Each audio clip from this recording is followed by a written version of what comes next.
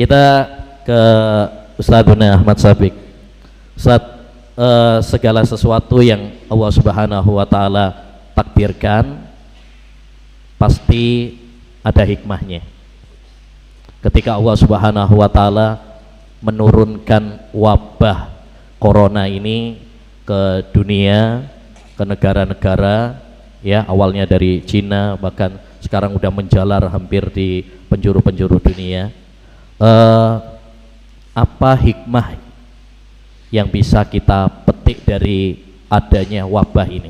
Karena tidak mungkin ini semuanya terjadi begitu saja tanpa ada hikmah dari Allah Subhanahu wa Ta'ala. Mungkin Ustadz bisa jelaskan apa hikmah-hikmah dari adanya wabah ini bagi kita. Fadhal Ustadz.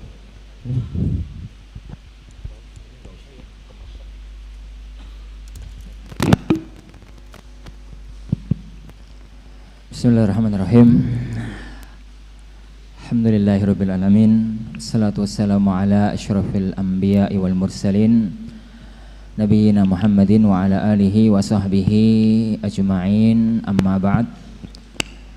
Sayyidallahu Ustaz Abu Ubaidah hafizahullahu taala atas perkenan beliau kepada ana untuk menyampaikan mengenai masalah apa sih kira-kira hikmah yang ada di balik kasus internasional ini.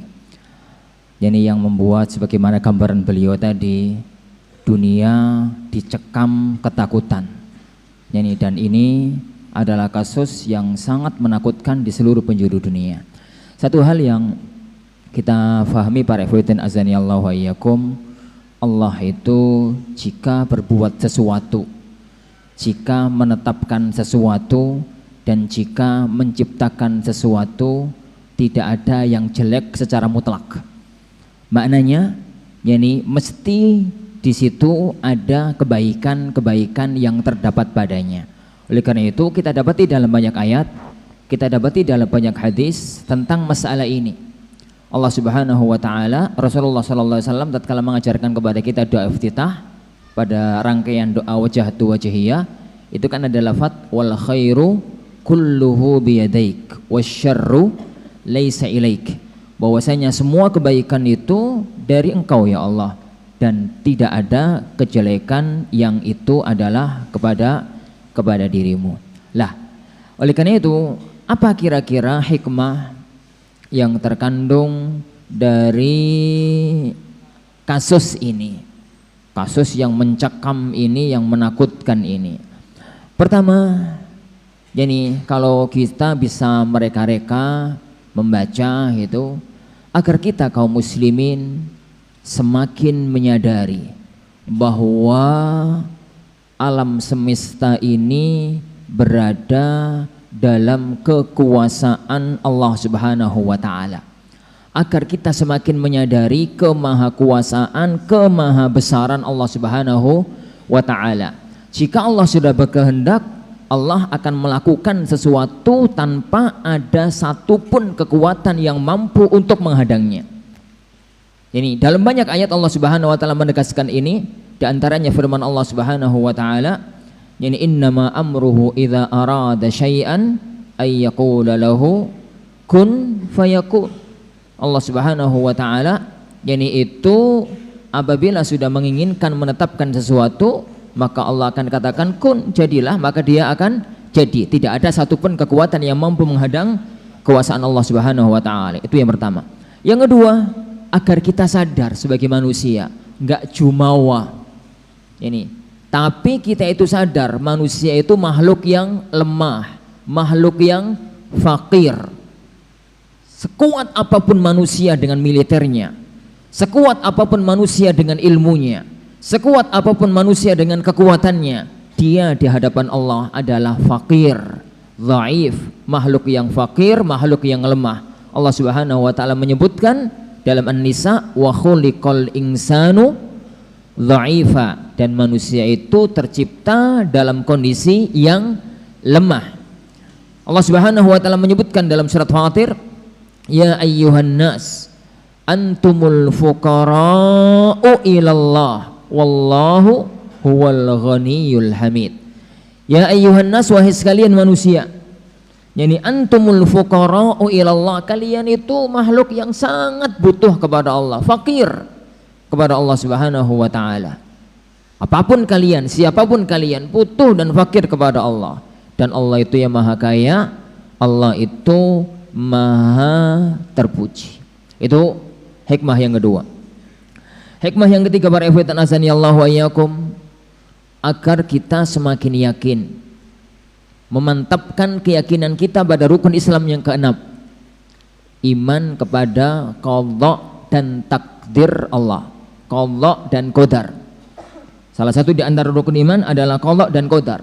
Segala sesuatu yang ada di muka bumi ini di atas kehendak dari yani Allah Subhanahu wa ta'ala. Wa khalaqa kulla syai'in, yani wa khalaqa kulla syai'in faqaddarahu takdira. Allah lah yang menciptakan segala sesuatu yang ada di alam semesta ini, wa qaddarahu takdira, dan Allah telah menetapkan takdirnya dengan sebaik-baiknya. Allah Subhanahu wa taala juga menyebutkan dalam ayat yang lain, inna kulla syai'in khalaqnahu biqadar. Segala sesuatu kami tetapkan dengan takdirnya. Oleh karena itu, apabila manusia, jin dan semua makhluk sepakat untuk memberikan manfaat kepadamu, jika Allah tidak berkehendak tidak akan bisa. Kebalikannya, jika semua makhluk berkehendak, Allah Subhanahu wa taala mereka berkehendak untuk memadaratkan kamu dan itu bukan kehendak Allah, maka tidak akan terjadi. Salah satu di antara hikmah juga adalah agar kita kaum muslimin bersabar atas musibah ini yang sekarang menimpa kita, menimpa kaum muslimin, karena kita sekarang sudah tidak berbicara bahwasanya kasus ini sekarang terjadi di Cina. Yang dahulu di awal-awal itu banyak dikait-kaitkan dengan berbagai kasus kesombongan dan berbagai kasus kezaliman terhadap muslim Uighur. Tapi sekarang musibah ini sudah masuk sampai pun ke tanah Haramain, dua negeri suci kaum muslimin, dan berbagai negeri kaum muslimin termasuk negeri kita yang sampai sekarang menjadi negeri terbesar penduduk muslimnya di dunia, sudah menyebar ke semuanya.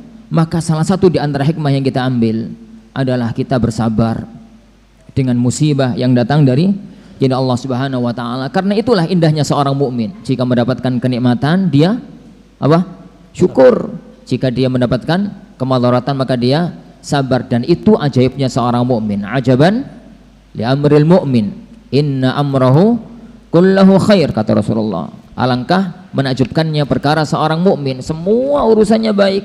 Walaysa hadza illa lil mu'min, dan itu tidak didapatkan kecuali untuk orang yang beriman saja. In asabathu dharra'u sabar fa huwa khairul lah. Jika mendapatkan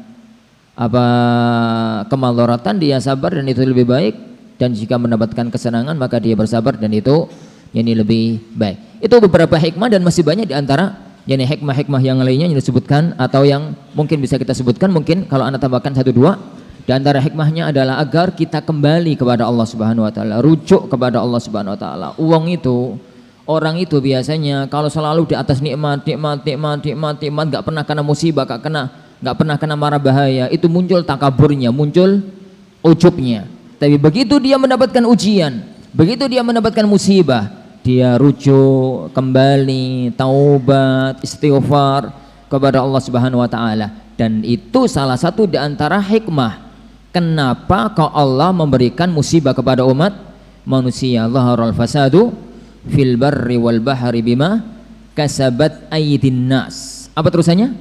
Liyudhiqahum ba'dalladzi 'amilu la'allahum yarji'un, agar mereka mau kembali. Tatkala mereka berbuat kerusakan, akhirnya tertimpa musibah, Allah menimpakan kepada mereka musibah. Liyudhiqahum ba'dalladzi 'amilu. Tujuannya adalah la'allahum yarji'un. Di antara musibah juga bagi yang kena musibah itu hikmah juga adalah mereka dihapus dosa-dosanya, ditinggikan derajatnya oleh Allah Subhanahu wa taala. Bahkan orang yang wafat dalam kondisi wabah taun semacam ini, jika kita sebut ini taun, adalah sebagai orang yang mati syahid insya Allah. Semua itu menunjukkan bahwa ini adalah ciptaan Allah yang mesti di dalamnya ada hikmah-hikmah besar yang berharga jika kita mampu menghadapinya dengan tepat sesuai dengan panduan syar'i. Wallahu a'lam.